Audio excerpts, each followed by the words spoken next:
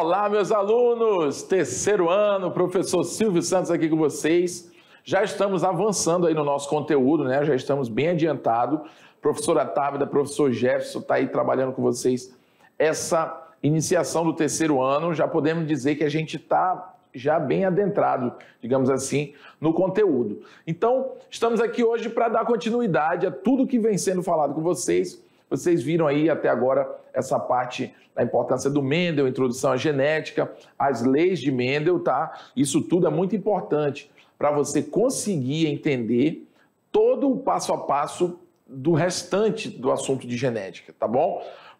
Mendel, ele foi um cara ali que apareceu com seus estudos no final do século XIX, tá? Mas ele só foi ali descoberto no início do século XX. Então, os seus estudos renderam frutos sim, mas não na época em que ele fez.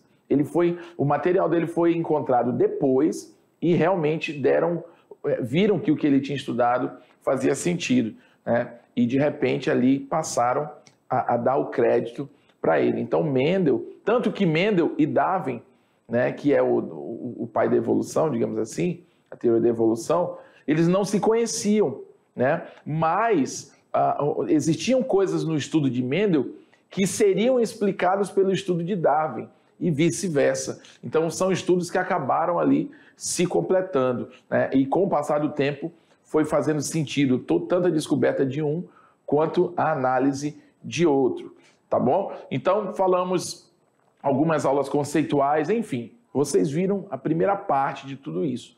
Agora, na segunda unidade, o que é que a gente vai ver?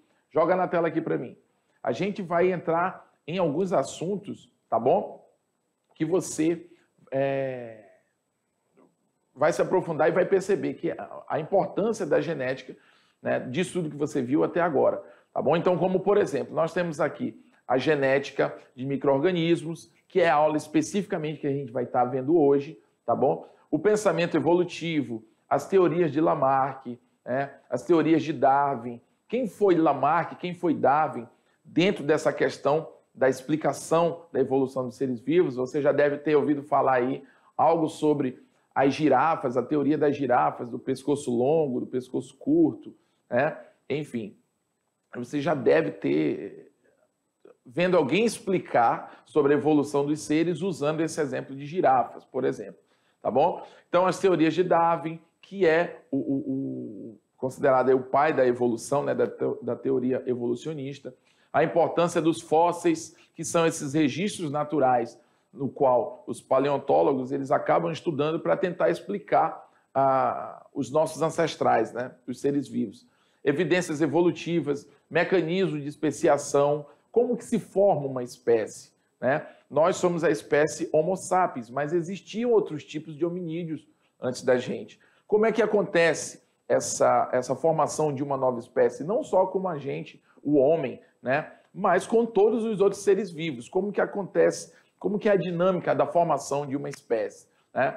Tipos de especiação, existem tipos diferentes, né, de formação de novas espécies, dependendo das características em que aqueles grupos se encontram, eles podem ter ali formas diferentes de formação de novas espécies. Mecanismos de isolamento, tá?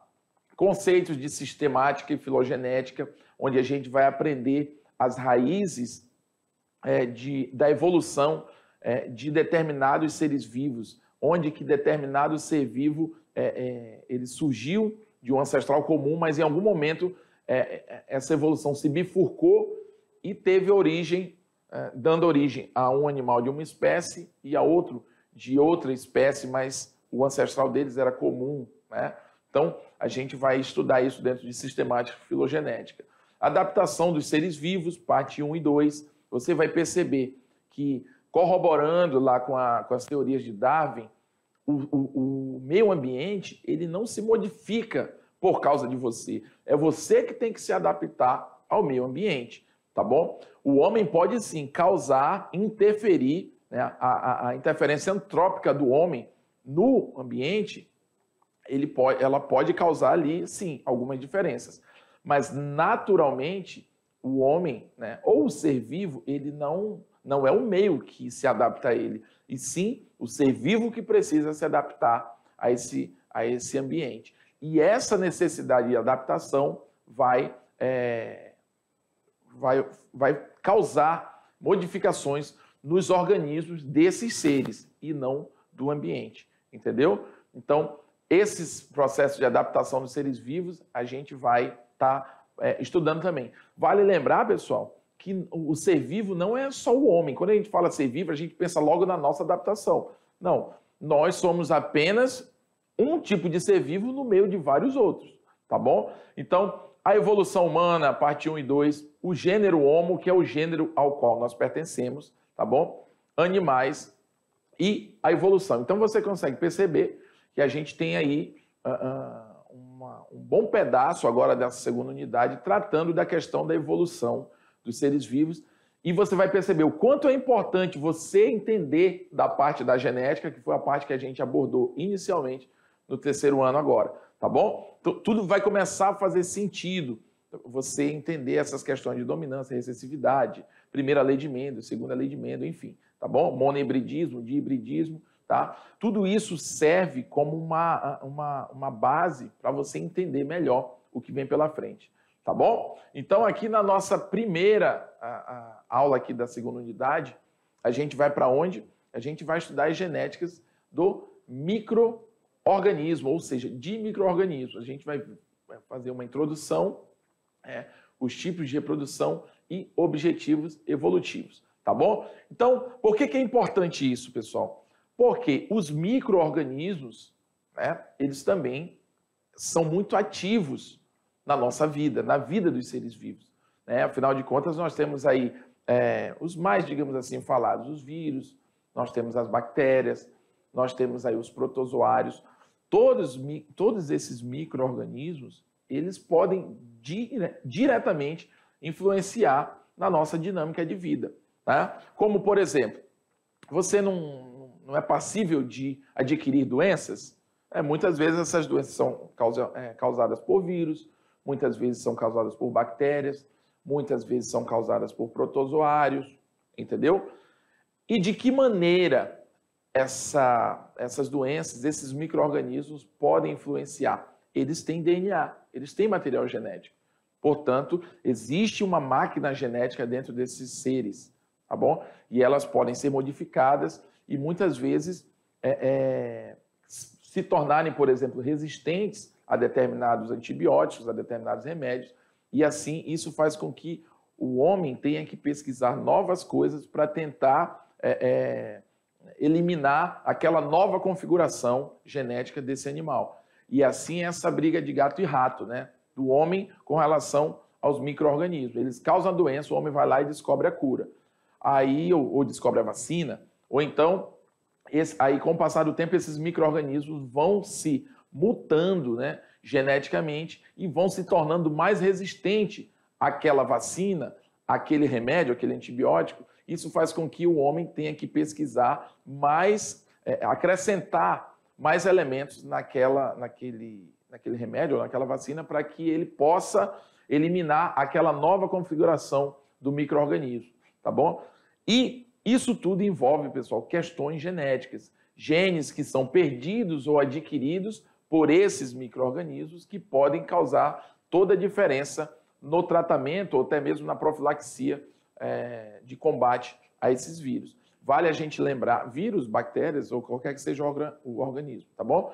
Agora, vale a gente lembrar, mais uma vez, que as bactérias, os vírus, os protozoários, seja lá o micro-organismo que for, eles não só contaminam seres humanos, né? Nós temos aí também outros seres que são infectados por vírus, por bactérias, tá bom? Por protozoários, inclusive por fungos também, tá bom? Importante, os fungos também têm uma atividade patológica também muito ativa no nosso ambiente. Tem ali as importâncias que eles podem servir beneficamente, mas também tem a parte patológica, tá bom? Então a gente vai ver isso. E uma curiosidade para você, você sabia que até bactéria, olha, presta atenção, até bactéria pode ser infectada por um vírus? Exatamente. Existem vírus que são eliminadores, digamos assim, são predadores de bactérias, tá bom? Isso na biotecnologia é um tanto usado também, mas a gente vai ver isso mais para frente, tá bom? Então aqui nós vamos ter o quê? Joga na tela aqui para eu ir sublinhando aqui algumas coisas. Então nós temos genética de micro-organismos. Essa genética de micro-organismos diz respeito aí a bactérias, vírus, tá bom? A gente tem aqui, basicamente nessa imagem aqui, a gente tem alguns vírus e bactérias, tá bom? Mas micro-organismos também são fungos, protozoários, enfim, tá? Esses micro-organismos, no caso do vírus, tá? Vírus, ele não é um ser vivo, mas não significa que ele não é um micro-organismo. Não confunda isso, tá, pessoal? O vírus, ele não é um ser vivo, ele não é considerado um ser vivo, oficialmente, digamos assim, cientificamente. Porém, ele é um micro-organismo. Uma coisa é uma coisa e outra coisa é outra coisa. Não achem que esse conceito de micro-organismo quer dizer que ele é um ser vivo ou não, tá? Isso aqui é uma outra informação. Então, vamos lá. Os micro-organismos possuem o papel, como eu disse, fundamental no ambiente, tá bom? Na economia e para a medicina. Porém, há os maléficos ao homem. Então, vamos lá, voltando aqui. Quando eu digo aqui que os seres vivos, os micro-organismos, eles têm sua parte patológica, eu estou querendo dizer que eles podem causar doenças, tá bom?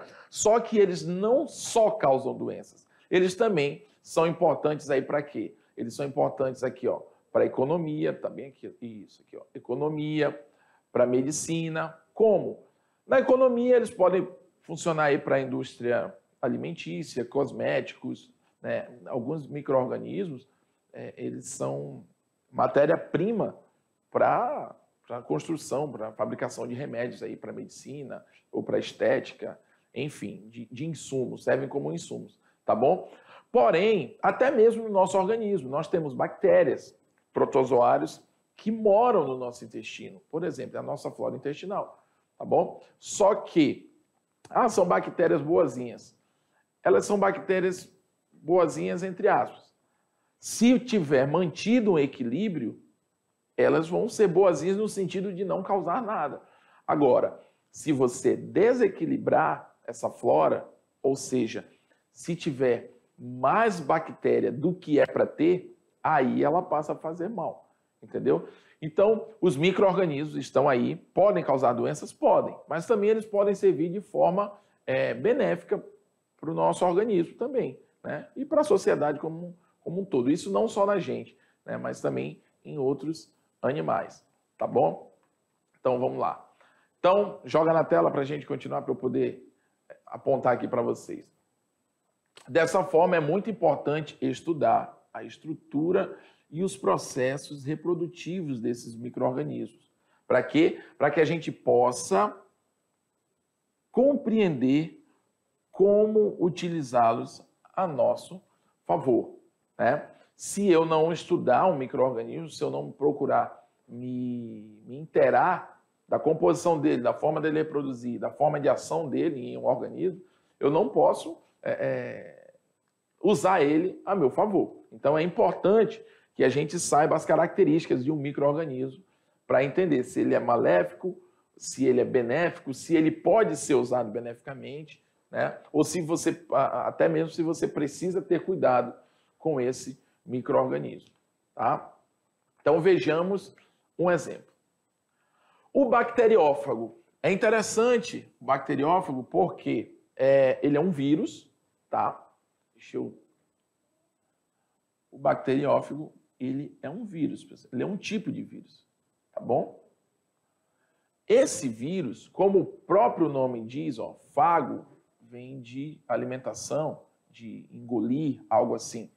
E bactério vem no caso assim, de ele se alimenta de bactéria, bacteriófago, né? É um ser que se alimenta de bactéria, tá bom? Então, esse micro-organismo é muito importante economicamente para a gente, Por quê? Qual é o mecanismo que eu preciso atingir ou chegar, como é que eu vou dizer? manipular em uma bactéria para que ela possa agir da forma que eu quero.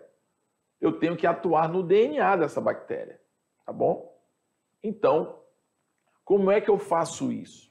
Esse bacteriófago é um dos mecanismos, né, vetores de determinados genes que eu quero, digamos, introduzir numa bactéria, para ela, de repente, produzir uma determinada substância, uma determinada proteína, enfim, tá bom?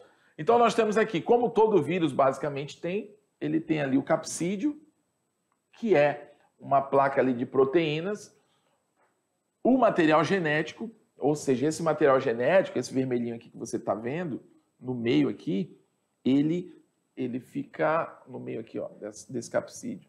Ele fica por dentro, tá? Ele não fica fora, como está aparecendo assim. É só para vocês entenderem que o material genético está ali. O material genético é o quê? É o DNA, tá? Ácido desoxirribonucleico. Beleza, então ele tem essa estrutura, que é uma estrutura que a gente chama de estrutura lambda, né? Você olhando assim, ele parece um foguetezinho, algo assim, parece que ele foi feito à mão, tá bom? Mas isso surge de forma natural. Então ele tem ali a cauda, essas fibras da cauda, a placa basal, que servem para quê? Para que quando ele chegue na superfície da bactéria, esse material genético ele vai ser introduzido dentro dessa bactéria, tá bom? Então, o bacteriófago ele vai infectar bactérias. Ele é um micro-organismo? Sim. Que tipo de micro-organismo ele é? Ele é um vírus, tá bom? Biotecnologicamente, a gente usa, né? Quando eu digo a gente, pessoal, a comunidade científica, o homem, tá bom? Os pesquisadores usam ele como um vetor para determinada ação que ele queira que a bactéria desenvolva. Por exemplo, eu tenho uma bactéria, né, que está causando uma infecção muito grande numa determinada comunidade. Tá? Então vamos lá, chama-se ali a comunidade científica, os médicos, enfim, vão colher amostras de sangue, de fezes, de urina dessa comunidade. Vai se identificar que tipo de micro-organismo está causando aquilo. Aí chegaram a uma conclusão, por exemplo, é uma bactéria. Essa bactéria ela tem um gene, né, que produz uma enzima, uma substância que causa algumas reações violentas, né, nas pessoas dessa localidade. Tá acontecendo ali um surto. É preciso inativar essa bactéria, né? Eliminar a bactéria é difícil do ambiente. Você elimina uma, mas ela tem várias outras representantes, tá bom? Existe uma cepa que a gente diz, é como se fosse uma família, tá bom? Mas como que eu vou começar a disseminar um gene que vai inutilizar essa bactéria? Eu preciso introduzir nela, né, um gene que, se tiver dentro dela, ele vai produzir uma proteína que vai inutilizar, presta atenção, vai inutilizar o gene que causa a doença. Então, se eu injetar esse gene nessa bactéria, a presença desse gene nessa bactéria vai produzir uma proteína que vai inutilizar o gene que causa a doença. Presta atenção, né? Isso é muito comum na genética. Isso chama ali biotecnologia ou manipulação genética. Só que como que eu vou introduzir um gene dentro de uma bactéria? Logisticamente, isso é quase que impossível do ponto de vista maquinário. Só que o que acontece? Existe um vírus, né? Como eu disse aqui, ó, ele é um vírus. Qual é o mecanismo do vírus, terceiro ano? Ele é um parasita intracelular obrigatório. Ou seja, ele só funciona se ele tiver dentro de uma célula, tá? Que nesse caso aqui, essa célula é a bactéria. Ele tem essa capacidade de se fixar na bactéria e injetar o material genético dele numa bactéria, numa célula de uma forma geral, mas nesse caso é a bactéria. Ele injeta o material genético dele, tá bom? Que é o seu DNA, e esse DNA vai se incorporar, o DNA viral vai se incorporar no DNA bacteriano, nesse caso aí, e ali ele vai passar a produzir as proteínas que estão presentes no DNA dele. Olha que interessante, tá bom? Então, o que é que eu faço? Cientificamente falando, eu pego esse vírus, introduzo nesse vírus o DNA, o gene que eu quero, a sequência de DNA que eu quero passar para a bactéria, tá bom? Isso eu estou falando de uma maneira, o uso dele científica, mas isso aqui existe na natureza, os bacteriófagos que infectam e matam as bactérias. Eu estou falando assim de uma forma que ele é usado ao nosso benefício, tá bom? Eu pego, coloco o DNA, a sequência genômica que eu quero dentro desse vírus. No momento em que esse vírus infecta a bactéria que está causando aquela doença, ele vai injetar nessa bactéria o DNA dele. E esse DNA dele contém o gene que vai inutilizar na bactéria o outro gene que já tinha que causa a doença, o gene patológico, digamos assim. Essa bactéria, pelos sistemas de reprodução que nós vamos ver ainda nessa aula, ela vai começar a espalhar, ela vai se reproduzindo, e essa informação que eu queria que essa bactéria assimilasse vai acabar sendo passada para os seus descendentes. E todos os seus descendentes vão acabar perdendo força, porque o gene que inutiliza o outro gene que causa a doença, ele vai sendo inutilizado porque eu comecei a introduzir nessa comunidade algo que inutilizasse ele, que é esse gene que eu introduzi, entendeu? Eu acho que vocês estão conseguindo assimilar o que eu estou falando. Assim, parece um pouco confuso, mas não é simples de entender, tá bom? Então, esse micro-organismo, que é o bacteriófago, ele é um micro-organismo que vai atacar bactérias. Ah, professor, mas ele ataca seres humanos? Não, ele só ataca bactérias, tá bom? Mas existem vírus que atacam os humanos, por exemplo, você sabe disso, gripe, dengue, enfim, existem vários vírus, tá bom? Então, legal, esse micro-organismo é um tipo de micro-organismo, tá? No caso aqui, é um vírus que ataca bactérias, tá bom? Ele pode ser usado beneficamente? Pode. Ele é muito usado aí para a gente criar mecanismos que nos defendem de outros micro-organismos, tá bom? Então, não esqueça, bacteriófago é um vírus. Vamos lá, joga na tela. Então, você conhecendo bem esse bacteriófago, que é o T4, tá bom? Você já sabe que é um vírus que infecta e mata bactérias, mas ele pode ser usado, né, em nosso benefício. Como? Quando eu quero introduzir alguma informação genética numa comunidade de bactéria ou numa cepa, que você já deve ter ouvido falar sobre isso, principalmente nesse período de pandemia que passou, as novas cepas do Covid que apareciam, por exemplo, né?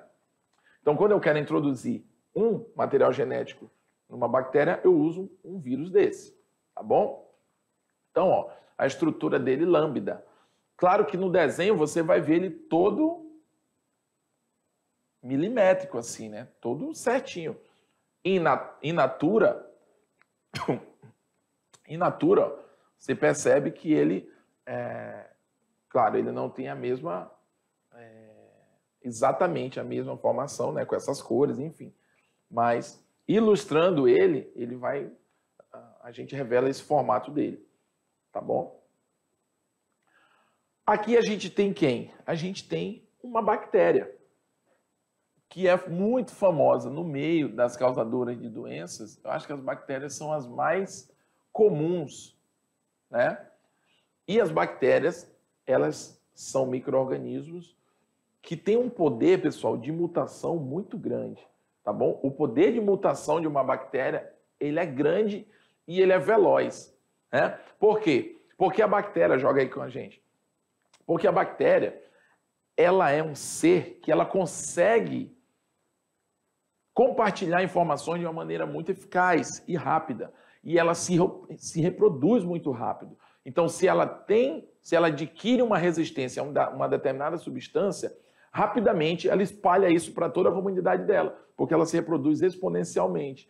Uma gera duas gera quatro gera 8, 16, 32 e aí vai, 64 e vai embora. É muito rápida a reprodução dela. Então, aquela informação que ela conseguiu para se tornar resistente a um determinado remédio, rapidamente toda uma comunidade dessa bactéria já está resistente contra esse remédio, por exemplo, tá bom? Ou então contra uma substância de um determinado local, porque não só existem bactérias no nosso organismo que a gente toma remédio, existem bactérias também no ambiente que acabam, às vezes, não resistindo àquele ambiente, muito calor, ou o pH muito alto, ou o pH muito baixo, então elas acabam se adaptando geneticamente e conseguem transmitir essas informações para todos os seus descendentes. Então, nesse caso aqui, a gente tem uma bactéria flagelada. O que é uma bactéria flagelada, pessoal? Ela é uma bactéria que tem esse rabinho aqui, ó. A gente chama flagelo, tá bom? Então, ela vai ter ali o seu citoplasma, esses pontinhos aqui são os ribossomos, tá bom? Que são ali praticamente não, né? Eles são responsáveis ali pela produção de proteínas, mesossomos, que é a estrutura que vai... Deixa eu ver aqui. Pronto, eu estou tendo essa dificuldade. Isso aqui, ó, os mesossomos, que vão marcar nos pontos de divisão dessa célula. Os plasmídeos, que vai ser essa estruturinha amarela aqui, ó, os plasmídeos, eles são o mecanismo que faz toda a diferença nesse transporte, nesse compartilhamento de informações entre um ser e outro. Os plasmídeos, eles vão ser pedaços de DNA, de informações genéticas que vão ser passadas para outras bactérias. É através dos plasmídeos que essa informação adquirida por uma bactéria, ela vai chegar em outros organismos, outros micro-organismos, no caso aqui as bactérias. Tá bom? Então vamos lá. Joga na tela. Então essa é uma estrutura basicamente da bactéria, você já viu isso lá no primeiro, segundo ano, a gente estuda isso, né? A gente tem a pile, que são os canais por onde esses plasmídeos vão passar de um organismo para o outro no processo de compartilhamento, tá bom? Então, quais são os tipos de reprodução, tá bom? Que é por onde a gente pode considerar por onde passa um material genético, uma amostra de um material genético de um organismo para o outro. Vai ser nessas partes de reprodução. A gente tem um ciclo lítico, no caso aqui das bactérias, né? A gente tem um ciclo lítico, que é um ciclo que, além dele acontecer, ele mata a bactéria, tá bom? A gente vai estar vendo isso. E tem um ciclo lisogênico, ou seja, tem a via lítica e a via lisogênica. Qual a diferença entre um e outro? Basicamente, o ciclo lítico, a bactéria morre junto, tá bom? O vírus, ele vai se reproduzir dentro da bactéria, só que ele mata a bactéria. No lisogênico, não. Ele vai usar essa bactéria para fazer cópias do DNA dele, mas ele vai manter o sistema tranquilo. Ele não faz tanto alarme. Porque o que interessa para ele? É a bactéria estar funcionando e reproduzindo o DNA que ele injeta nela. Então, a gente tem aqui, ó, esse aqui é o bacteriófago, ele se acopla na bactéria, tá bom? E ele faz o quê? Ele injeta nessa bactéria o seu material genético, né? Que basicamente é a composição do vírus, né, que ele está levando. Esse vírus, esse material genético, ele vai poder seguir duas vias dentro de uma bactéria. A via lítica, que é essa aqui, ó. Eu vou botar aqui 1 e aqui o 2. Desse lado aqui, número 1, tá bom? Que é a via lítica. Você percebe que esse pedaço de DNA, que era só um, ele começa a se reproduzir. Vou botar aqui outra cor. Ele começa aqui, ó, se reproduzir. Você vê que o que era um círculozinho já está um monte. Isso é DNA viral. Esse DNA vai dar origem, claro, a novos vírus. Só que ele cria tantos vírus que uma hora essa célula estoura e morre. Ela vai sofrer o que a gente chama de lise celular. Lise é um termo que a gente usa quando há a morte, a quebra de tecido. No caso, lise, ela sofreu uma quebra. A lise celular quer dizer quebra celular, ela foi estourada, tá bom? Então, Esse ciclo aqui manteve a bactéria viva? Não. Ele matou a bactéria. Ele estourou a bactéria. A gente chama isso de via lítica. Na via lisogênica, o que é que vai acontecer com esse DNA viral que foi introduzido na célula? Né? Ele vai ser incorporado, olha que interessante, ele foi incorporado no DNA. É como se fosse uma via mais inteligente. Ele não vai matar a bactéria, ele vai ficar usando ela em favor dele. É muito mais rentável esse ciclo, tá bom? E muito mais demorado, muitas vezes, de se perceber essa infecção. Porque ele está ali, ele está agindo em favor dele, ele não está causando nenhuma mudança brusca na situação. Mas, né, em compensação, ele está ali reproduzindo o DNA dele. Então, essa bactéria incorpora esse DNA viral, né? E essa bactéria, como eu disse, lembra que eu falei, olha aqui para mim, lembra que eu falei, a bactéria, ela se reproduz muito rápido. Então, uma vez que esse DNA viral aqui, ó, ele se incorporou no DNA verdinho, que já era o DNA da bactéria, ele está aqui incorporadinho, ó. O que essa bactéria vai fazer? Agora que eu disse que ela faz muito rápido, ela se reproduz muito rápido. E a bactéria, ela gera descendentes idênticos a ela. Então, a partir daqui, essa bactéria agora tem um DNA viral. Então, esse DNA viral vai passar a se reproduzir muito. Ele está impregnado na bactéria agora. Quando ela se reproduz, automaticamente ela está reproduzindo o vírus, tá bom? E esse vírus, esse ciclo lisogênico, ele demora mais para ser percebido, né? E ele, enfim, ele acontece a longo prazo. Já no ciclo lítico, a bactéria é mais estabanada, o vírus é mais estabanado. Lembrando, mas o que vai infectar, professor? A bactéria. A gente está falando aqui de um vírus, que é o bacteriófago, que infecta a bactéria. Legal. Quando ele infecta a bactéria, ele injeta o DNA viral dele nessa bactéria. Legal? Legal. Aí, a partir daí, essa reprodução viral dentro dessa bactéria vai acontecer de duas formas. A forma lítica, que é essa aqui, ele vai se reproduzir até que ele estoura a bactéria e cai na corrente sanguínea. Ele mata a bactéria, mata a célula. Esse aqui é o ciclo lisogênico, aqui, ó, via lisogênica.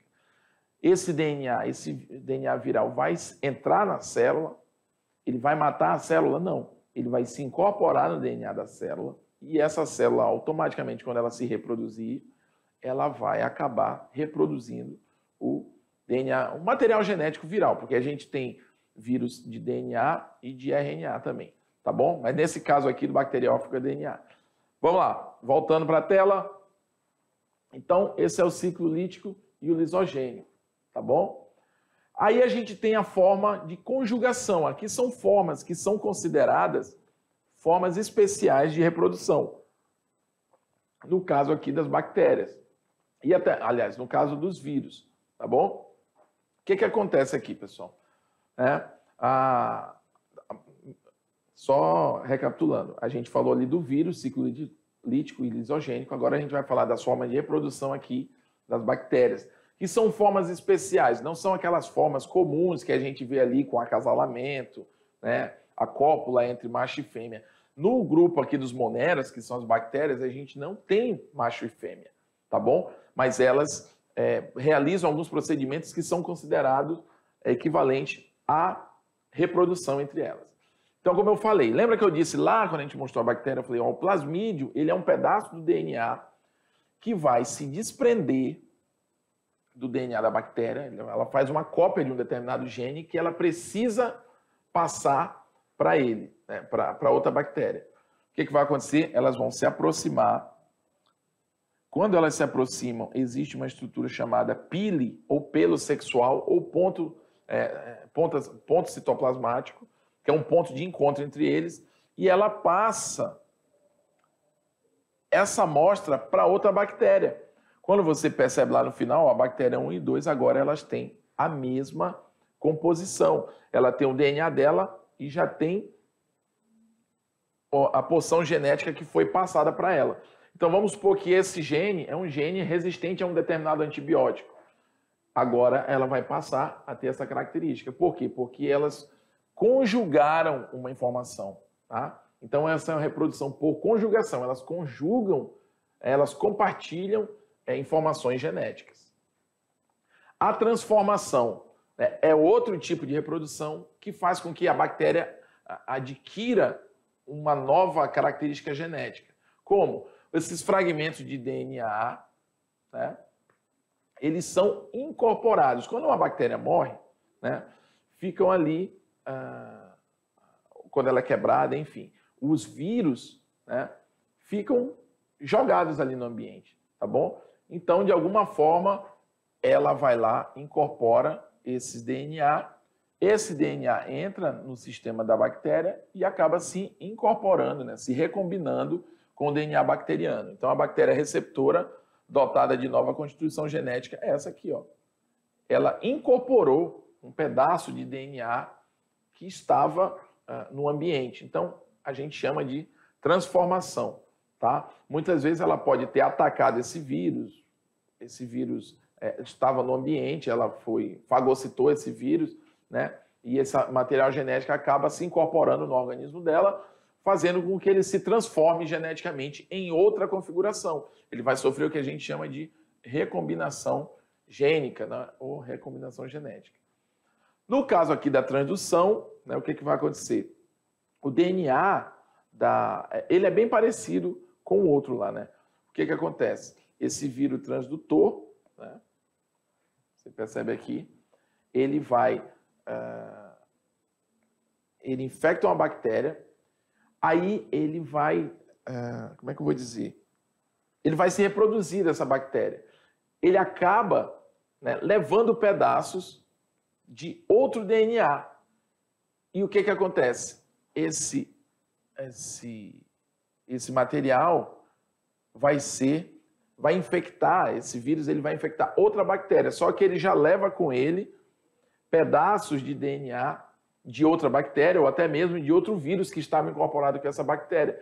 E assim vai causando transformação nos outros seres. Essa forma de reprodução a gente chama de transdução, né? Então, um DNA viral, um vírus, ele infecta uma bactéria, se reproduz nessa bactéria. Quando ele vai num ciclo lítico, né, você percebe que ocorre a lise da bactéria, ele vai infectar outra bactéria, mas ele já acaba levando fragmentos do DNA dessa outra bactéria. Faz com que a próxima bactéria que ele vai infectar, a bactéria receptora, né, ou recebedora, vai acabar incorporando DNA de outras bactérias, né, que foram infectadas anteriormente por outros vírus. Tá bom, pessoal? Então, isso é uma transdução. Então, você percebe que existe a transferência de material genético entre uma bactéria e outra em todas as três formas. Uma por conjugação, outra por transformação e outra por transdução. É apenas o mecanismo que vai mudar. Então, quais são os objetivos evolutivos, né? Demonstrar a forma com que ocorrem mudanças ao longo da descoberta e controle dos micro-organismos. Averiguar a resistência desses micro-organismos em respostas aos antimicrobianos. Além de esclarecer como se dá o processo de controle do crescimento e a passagem de informação entre diversos tipos de organismos. Por isso é importante você saber, né? Por isso que é importante você saber lidar com ou entender os processos de reprodução desses micro-organismos, porque você acaba entendendo, né, como ocorrem aí as mutações, as resistências que um ou outro acabam adquirindo em determinados ambientes. Tá bom, pessoal? Então, falamos aí um pouco sobre micro-organismos, tá? E agora a gente vai para a nossa revisão, ver os principais pontos aí que foram abordados na nossa aula.